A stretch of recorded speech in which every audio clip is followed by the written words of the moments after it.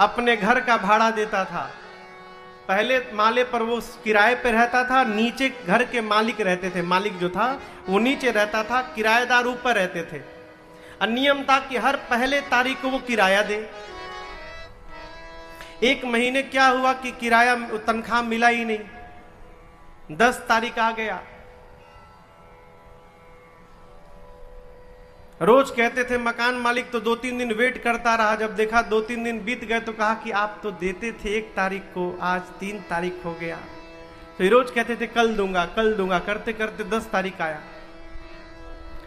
10 तारीख को रात को सोए थे बिस्तर पर बड़े दबाव में, नींद नहीं आ रही है। पत्नी की आप इतने टेंशन में क्यों हैं, बता रहे कुछ नहीं। अरे बताइए तो क्यों टेंशन में। कैसे बताऊं, 10 तारीख हो गया, आज तक अब घर का भाड़ा नहीं दे पाया मैं। कल सुबह होते फिर मकान मालिक आएगा भाड़ा मांगने। थोड़ी देर जगा रहा, फिर उठ कर गया। पत्नी पूछे कहां जाओ, अभी आता हूं रुको। गया, 5 मिनट बाद आया और ठाट से पानी पी के, चलो अब आराम से सोऊंगा। बोला अरे 5 मिनट में ऐसा क्या हो गया, अभी तक तो जगे रहे थे, नींद नहीं आ रही थी, अब कैसे सो जाएंगे। बोले अब वो नीचे मकान मालिक जगेगा। मतलब तो जाकर बोल कर आ गया हूं 20 तारीख को भाड़ा दूंगा। अब वो टेंशन में वो जगेगा, मैं आराम से सोऊंगा। तनिक भी दबाव हो जाए दिमाग पर, नींद गायब हो जाती है। वो निषाद जी कहे जिनको, लक्ष्मण जी कहे जिनको दुख होगा उनको नींद आएगी। निषाद जी बोले नहीं आएगी। लक्ष्मण जी बोले राम भैया तो सो रहे हैं, कितने आराम से सो रहे देखिए। निषाद जी, जीवन में कोई किसी को सुख दुख नहीं देता है। हम अपने ही किए कर्म से सुखी होते हैं, हम अपने ही किए हुए कर्म से दुखी होते हैं। हमारे सुख दुख का कारण कोई दूसरा होने वाला नहीं है। अपने कर्म से हम दुखी होते हैं। माई बाप, आशा ही दुख को जन्म देती है। क्षमा करिएगा, बच्चे हैं, संतान हैं, खूब लालन पोषण करिए, खूब पढ़ाइए, लेकिन यदि आपने बहुत अधिक आशा लगा ली उनसे, तो ये आपने जो आशा लगाई है यही। जी बैठिए बैठिए।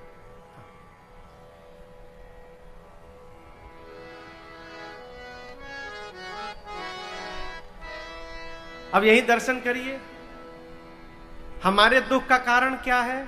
हम आशा लगा के बैठे कि कोई नहीं आएगा। सामने उदाहरण आया आपके, देखिए, हम आशा लगाएं कि कोई नहीं आएगा, सामने से गुजरेगा, गुजर गया तो हमको दुख हो गया। अब दुख हमको किसने दुख किया, हमने खुद ने किया। हम क्यों आशा लगा कर बैठे संतोषी नगर में। हम अपने द्वारा किए हुए कर्म से सुखी होते हैं, हम अपने द्वारा किए हुए कर्म से दुखी होते हैं। इसलिए ये जो आशा है इससे थोड़ा बचिए। कल आपको सुनाया था ना, कल की परसों, आशा एक राम जी से दूजी आशा छोड़ दे, नाता एक राम जी से दूजा नाता तोड़ दे, नाता एक राम जी से दूजा नाता तोड़ दे। ये जो आप मोह में सोकर स्वप्न देख रहे हैं, इससे बाहर निकलने का प्रयास करिए। मोह यानी संबंधों में हम जो कल्पना लोक में जाकर बैठे हैं, ऐसा होगा तो वैसा कर लेंगे, अब ऐसा होगा फिर हम ऐसा कर लेंगे, ना ऐसा होगा ना वैसा होगा, कैसा होगा, जैसा मेरे राम जी चाहेंगे वैसा होगा। ऐसा वैसा नहीं होगा, हो जैसा ये चाहेंगे वैसा होगा। इसलिए इनकी मर्जी में अपनी मर्जी मिलाने का प्रयास करिए। इनकी मर्जी में अपनी मर्जी मिलाने का प्रयास करिए। कैसे होगा महाराज? शरण में रहने का प्रयास करिए।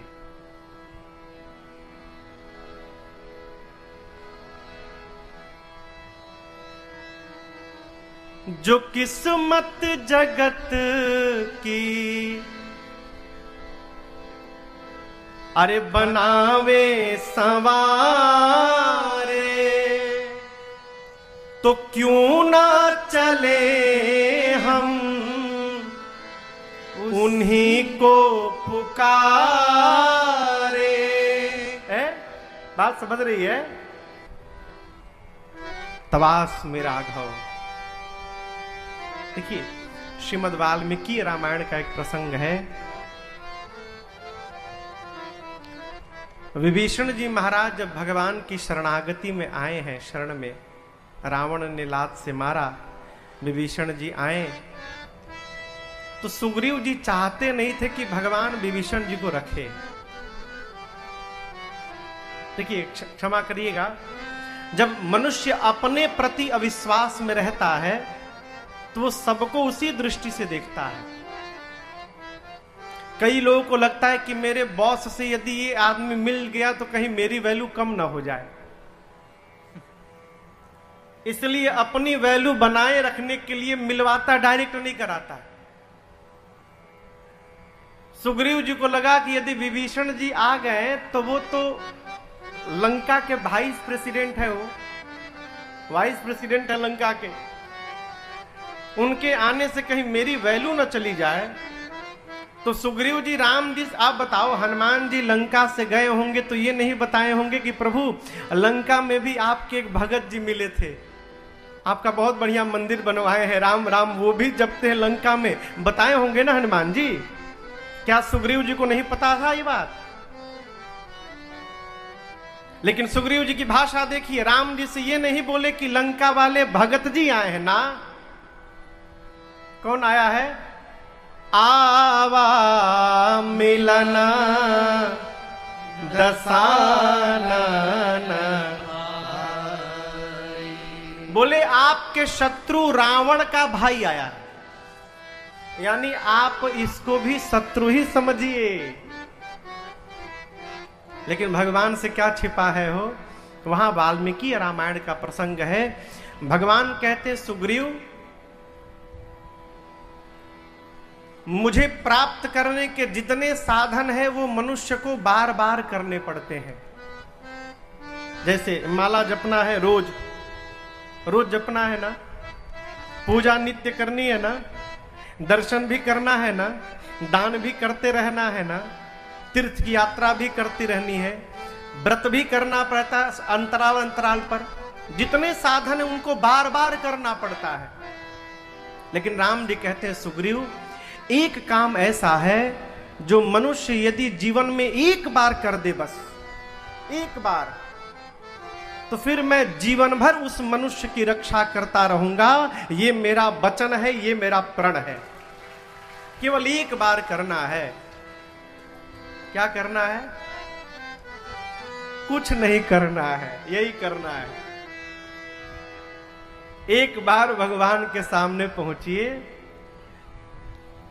दोनों हाथों को ऊपर उठाइए और उठाकर कहिए, प्रभु जमाने को अपना अरे बना कर तो देखा, तुम्हें अब हम अपना बना कर के देखें। प्रभु आज तक मैं बहुत भटक लिया संसार में, और ये नहीं कि संस्कृत में, आप छत्तीसगढ़ी में बोलिए, भोजपुरी में बोलिए, भगवान धरती की सब भाषा समझते हैं। अरे भाषा तो छोड़िए, भगवान गूंगे की आवाज भी सुन लेते हैं।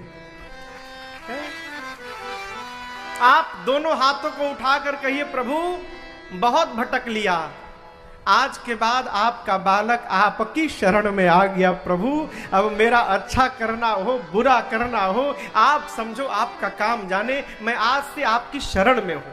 ये राम जी के श्रीमुख वचन है। भगवान कहते सुग्रीव से, मित्र शक्रदेव प्रपन्नाय, एक बार आकर कह दे, तवास्मित चयाचते, मैं अभयम सर्वभूतेभ्यो ददाम्य एतद व्रतम मम, ये मेरा व्रत है, उसको पूरे संसार में मैं अभय प्रदान कर दूंगा। क्या लग रहा है? इसका नाम है शरणागति। भगवान की शरणागति होने का स्वभाव बने, मानसिक शरणागति, शारीरिक नहीं, मन से। मन से भगवान की शरण में रहे तो हम इस मोह रूपी रात्रि से जगे रहेंगे। लक्ष्मण जी ने निषाद राजगुह को भगवान का वास्तविक स्वरूप बताया। राम जी जीव नहीं है, राम जी ब्रह्म है। राम जी के चरणों में प्रेम करना ही निषाद राज असली परमार्थ है। निषाद राजगुह भगवान के चरणों में दंडवत करते हैं। प्रातः काल प्रभु ने निषाद राजगुह से बरगद के वृक्ष के दूध को मंगवाया, अपने केश में लगाकर सिर पर जटाओं का मुकुट बनाया लक्ष्मण भैया के साथ। सुमंत जी ने वापस अयोध्या चलने के लिए निवेदन किया। सीता मैया ने और राम जी ने जाने से मना कर दिया। सत्य की दुहाई देकर प्रभु ने मना कर दिया और राम जी ने बरबस सुमंत जी को वापस भेजा। बरबस राम सुमंत्र पठाए। भगवान ने भेजा लेकिन सुमंत जी गए नहीं है।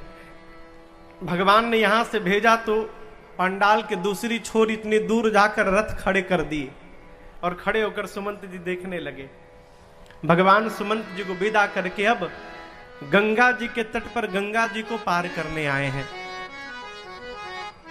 यहां एक केवट भैया पहले से खड़े हैं। केवट जी पिछली रात्रि में लक्ष्मण जी और निषाद जी की वार्ता सुन लिए हैं। क्या सुन लिए हैं? राम जी जीव नहीं है, राम जी ब्रह्म है और राम जी के चरणों में प्रेम करना ही परमार्थ है। रचना बनाई केवट जी ने कि आज नदी पर कोई नाविक नहीं रहेगा मुझे छोड़कर। क्यों? मैं चाहता हूं कि मैं राम जी को उस पार पहुंचाऊं। तो आज इस केवट भैया को छोड़कर दूसरा कोई नाविक नहीं है गंगा तट पर। नाव को भी केवट जी बीच नदी में ले जाके खड़ा किए हैं। राम जी आए और राम जी ने केवट जी से नाव मांगी है। बाबा कहते हैं, ए जी मांगी नाव न केवट आना, मांगी नाव न केवट आना। ऊपर से कहे तुम्हारा मरम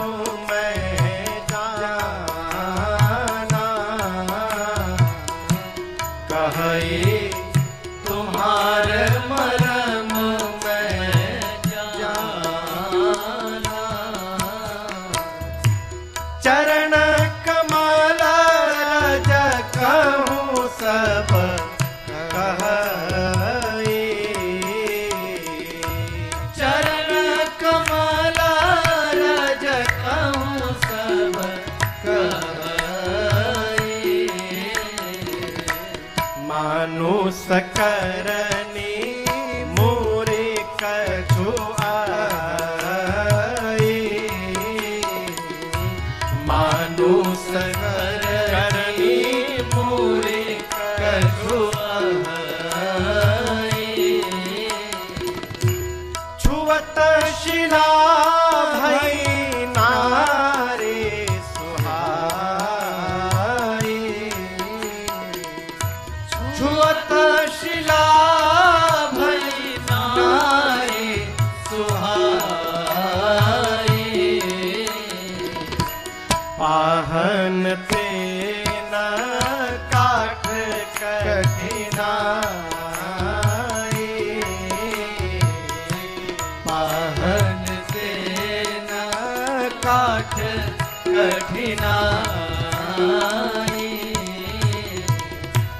तरनी मुनि घरनी होए जाई,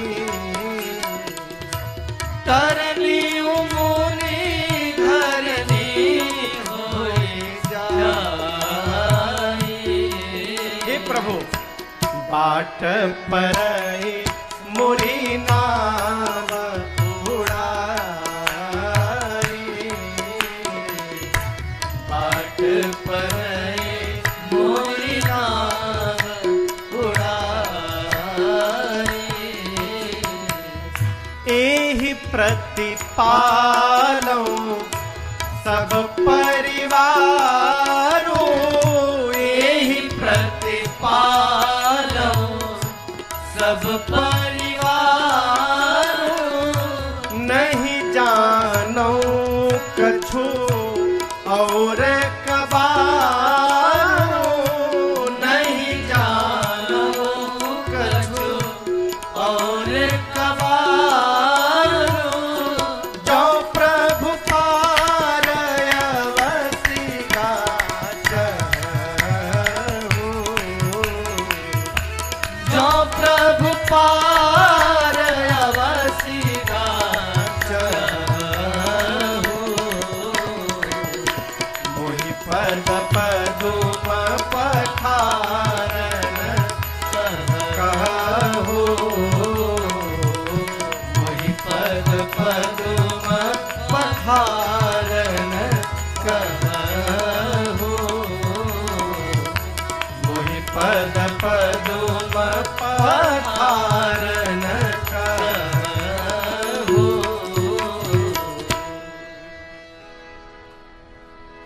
भगवान ने केवल एक वाक्य कहा, केवट जी नाव लाइए। लाने के लिए भी नहीं कहा, प्रभु ने मांगा। देखिए, लाने के लिए कहना अर्थात आदेश देना हो गया, अब मांगने का अर्थ है निवेदन करना हो गया है। राम जी ने ये नहीं कहा कि केवट जी नाव लाइए, राम जी ने कहा केवट जी क्या आप नाव अपनी इधर लाएंगे? मांगी नाव और न केवट आना। भगवान ने नाव मांगी, केवट जी मना कर दिए नहीं लाऊंगा, और मना ही नहीं किए, कहे कि मैं आपका मर्म जान गया हूं। कहे तुम्हारे मर्म मैं जाना। मैं आपका मर्म जान गया। देखिए केवट जी क्या मर्म जान गए। पिछली रात्रि लक्ष्मण जी निषाद राजगुह से कहे थे कि जो राम जी सोए हैं ये जीव नहीं है, ब्रह्म है, इनके चरणों में प्रेम करना ही परमार्थ है। आज जैसे भगवान की भाषा केवट जी के कान में पहुंची, राम जी ने नाव मांगी, इस मांगने से राम जी को केवट जी पहचान गए। कैसे पहचान गए? केवट जी सोचने लगे आज तक जो भी आया उसने मुझसे मांगा नहीं, मुझे आदेश दिया है। ऐ केवट नाव लाओ।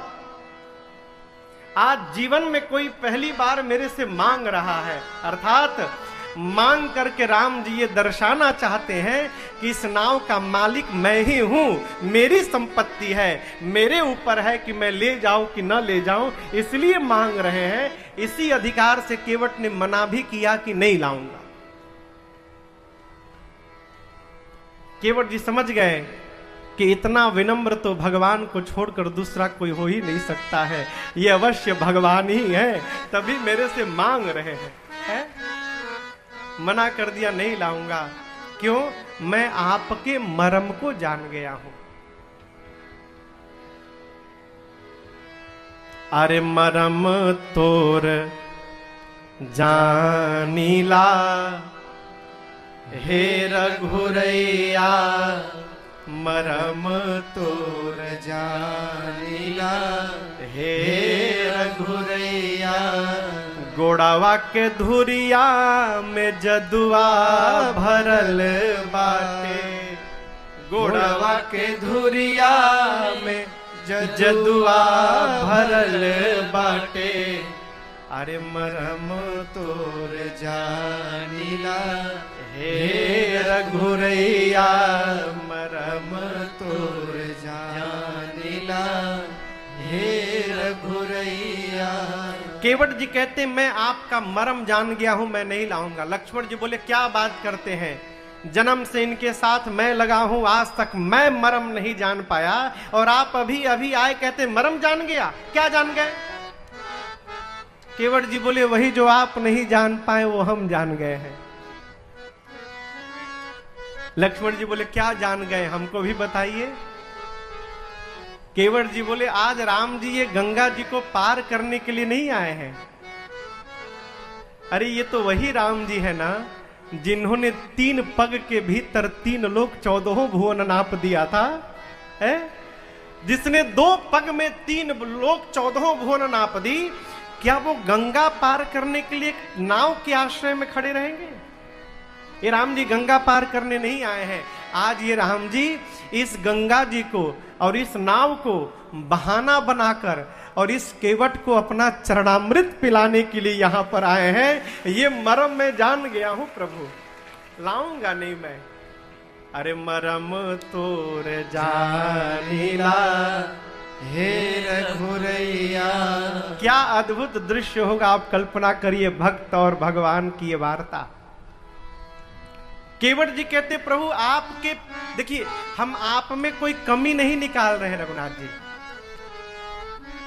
रावर दोसन पायन को पग धूरी को भूरी प्रभाव महा है। रावर दोसन पायन को पग धूरी को भूरी प्रभाव महा है।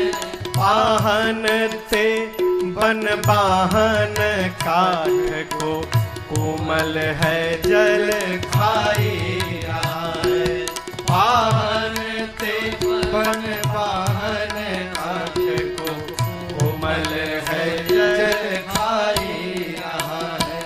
पावन पाय पखारी के नाव चढ़ाई हो आय सुहोत कहा है।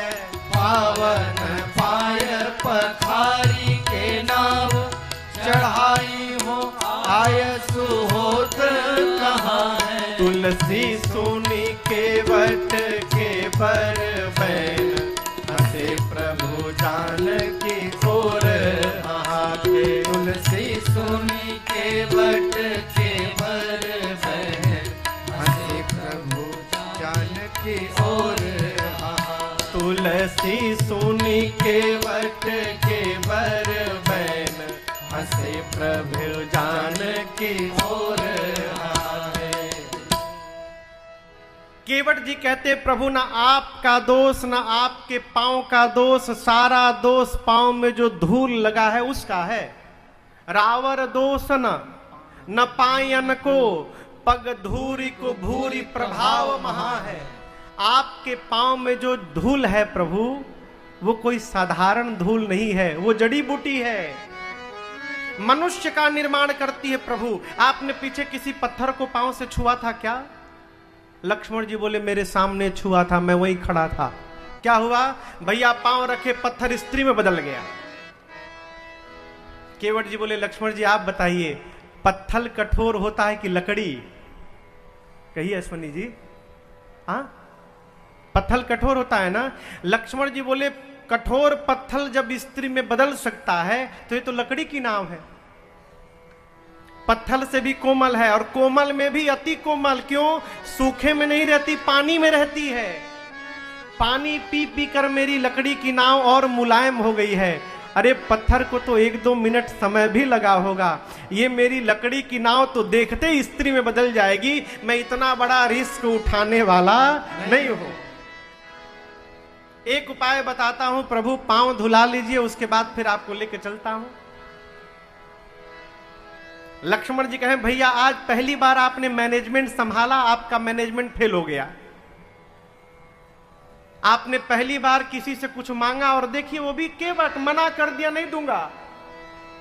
मैं मांगता, मना करता, फिर बताता इसको। राम जी बोले इसलिए आपको नहीं मांगने दिया कि आप बता देते। अब मैं नहीं बता रहा।